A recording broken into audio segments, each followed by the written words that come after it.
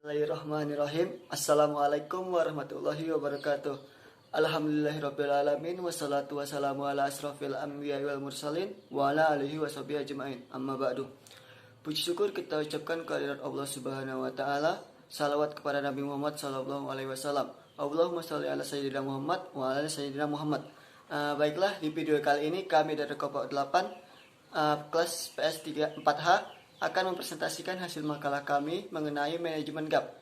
Terlebih dahulu, alangkah baiknya saya memperkenalkan anggota dari kelompok 8. Yang pertama itu ada Muhammad Farhan Alwan sebagai pemateri pertama, yang kedua ada Saryati sebagai pemateri kedua, dan ketiga ada saya sendiri, Muhammad Ali Setiawan sebagai moderator dan pemateri ketiga, dan yang keempat ada Rahmat Rezeki Harahap sebagai pemateri keempat. Baiklah, langsung saja kepada pemateri pertama, dipersilahkan.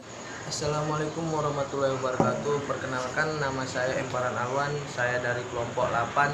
Di sini saya sebagai pemateri pertama yang akan menjelaskan tentang pengertian manajemen GAP. Manajemen GAP adalah upaya-upaya untuk mengelola dan mengendalikan perbedaan mismatch antara rate sensitive asset atau RSA dengan rate sensitive liabilitas atau RSL. Kemudian RSA ini adalah sebuah aktiva yang sensitif terhadap bunga. Contohnya itu seperti kredit yang diberikan, kemudian penempatan dana dengan bank lain, lalu surat-surat berharga dan sebagainya. Sedangkan RSL ini sendiri adalah kewajiban yang sensitif terhadap bunga, seperti giro, kemudian tabungan, deposit, call money, dan lain-lain. Lalu RSA ini aktivanya bisa dapat berubah setelah tanggal jatuh waktu aktiva yang bersangkutan. Contohnya itu seperti surat-surat berharga dan pinjaman yang tingkat bagi hasil tertentu, seperti suku ijarah. Lalu yang kedua, tanggal jatuh waktu pinjaman bagi hasilnya atau repayment. Contohnya itu surat-surat berharga yang hasilnya dapat mengembang. Kemudian sedangkan RSL ini pasifa imbalannya yang bisa dapat berubah, bukan aktivanya, tapi dia imbalan dari hasilnya bisa dapat berubah dikarenakan yang pertama, tanggal jatuh waktu pasifa yang bersangkutan, contoh deposito berjangka. Kemudian yang kedua, tanggal tertentu sesuai perjanjian, contoh dana yang interestnya dikaitkan dengan SIBOR atau LIBOR. Yang ketiga, tanggal tertentu sesuai keinginan bank, contoh jasa giro. Baiklah, saya persilakan untuk melanjutkan kepada pemateri kedua. Terima kasih. Assalamualaikum warahmatullahi wabarakatuh. Saya Saryati sebagai pemateri kedua. Di sini saya akan mencoba menjelaskan tujuan dari manajemen GAP. Tujuan dari manajemen GAP yang pertama itu untuk menghindari kerugian akibat dari gejolak tingkat suku bunga. Yang kedua itu mengusahakan pendapatan yang maksimal dalam batas risiko tertentu. Yang ketiga itu menunjang kebutuhan manajemen likuiditas. Yang keempat itu mengelola risiko serendah mungkin. Dan yang kelima itu menyusun struktur neraca yang dapat meningkatkan kinerja dengan tingkat suku bunga yang wajar. Besarnya GAP akan menentukan besarnya potensi keuntungan atau kerugian yang akan timbul dari perubahan tingkat bunga tersebut, dan juga besarnya GAP dapat membesar atau mengecil karena transaksi-transaksi yang dilakukan. Ada 3 jenis posisi GAP. Yang pertama itu zero GAP apabila RSA sama dengan RSL. Zero GAP menandakan rendahnya variabel risiko dalam menunjang pendapatan karena kuantitas aset sensitif terhadap suku bunga sama dengan kewajiban sensitif terhadap suku bunga. Dan yang kedua itu positif GAP apabila RSA lebih besar daripada RSL.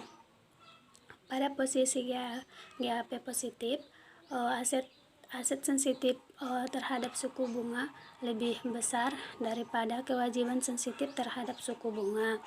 Dan yang ketiga itu negatif GAP, apabila RSA lebih kecil dari RSL. Pada posisi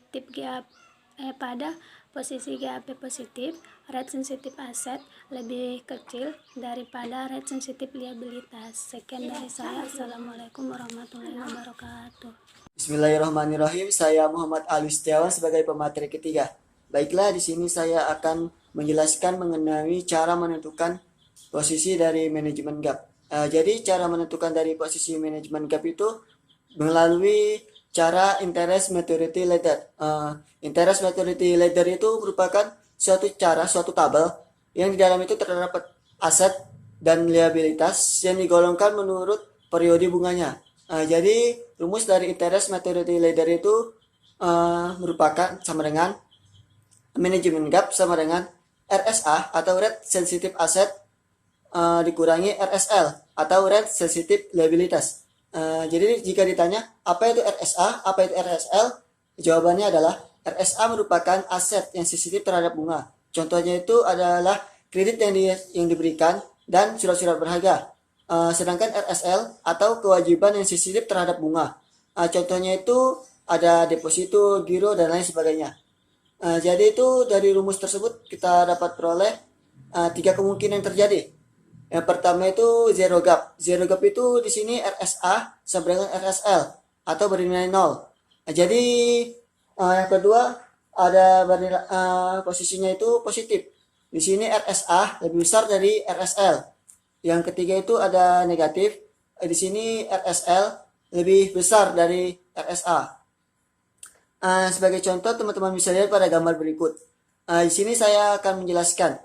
Dari tabel gambar berikut ada terdiri dari 5 buah kolom.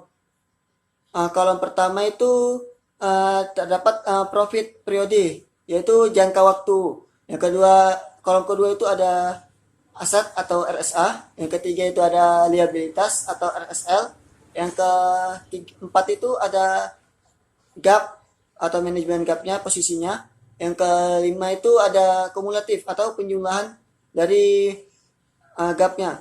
Baiklah, teman-teman bisa lihat pada profit periode pertama sampai dengan 1 minggu itu RSA-nya sama dengan 10.000, RSL-nya sama dengan 8.000. Jadi jika dicari manajemen gapnya, teman-teman bisa cari dengan menggunakan rumus RSA dikurang RSL. Jadi RSL-nya itu 10.000 dikurangi RSL-nya 8.000, hasilnya sama dengan 2.000. Kumulatifnya itu masih 2.000. Sedangkan pada periode 8 sampai 30 hari, di situ RSA-nya sama dengan 6.500, sedangkan liabilitasnya RSL-nya sama dengan 9.000. Jadi manajemen gap-nya itu RSA dikurang RSL. 6.500 dikurangi 9.000 sama dengan minus 2.500. Jadi kumulatifnya sama dengan minus 2.500 ditambah 2.000, hasilnya sama dengan minus 500. Pada periode 1 bulan sampai 3 bulan, RSA-nya di situ kan terdapat 7.000, sedangkan RSL-nya sama dengan 5.000. Jadi jika manajemennya dicari, RSA dikurang RSL. Jadi 7.000 dikurang 5.000 sama dengan 2.000. Jika dikumulatifkan, tadi minus 500 ditambah 2.000 sama dengan 1.500. Begitu juga selanjutnya sampai pada periode 12 bulan ke atas. Terima kasih. Assalamualaikum warahmatullahi wabarakatuh. Saya Rahmat Syarahab dari pemateri keempat ingin melanjutkan penjelasan dari pemateri ketiga. Nah, ada 3 hal yang mempengaruhi arah posisi GAP, apakah positif atau negatif. Nah, yang pertama, perkiraan arah perkembangan tingkat bagi hasil. Yang kedua, tingkat keyakinan manajemen terhadap perkiraan tersebut. Nah, yang ketiga, hasrat bank untuk mengambil risiko jika tindakan yang diambil itu salah. Nah, selanjutnya, hal yang penting dalam menata manajemen GAP. Nah, yang pertama itu menentukan jangka waktu, dan yang kedua refreshing, yang ketiga intercept rate, yang keempat itu acceleration of change. Besarnya limit GAP ini akan menentukan besarnya potensi keuntungan atau kerugian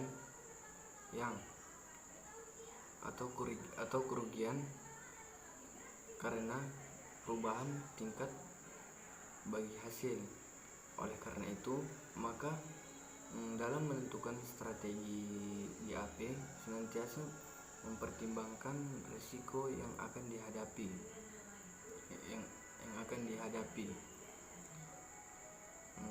akan menetapkan target atau limit risiko sampai